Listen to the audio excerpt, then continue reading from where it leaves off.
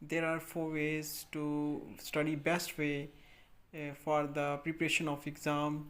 The first one is always start from earlier. Don't wait for right time. All time is right, so start earlier and get the best and the better result. Second one is make a study plan or schedule. As you know, planning is a central part of a project success, so must make a plan for your studies and stick to it. In this way you will achieve your completion of tasks in due times. And the third one is take practice.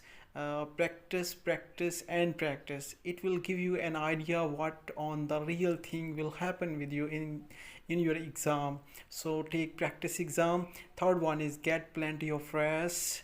It is good to work hard, but also give some time for rest yourself. This will help you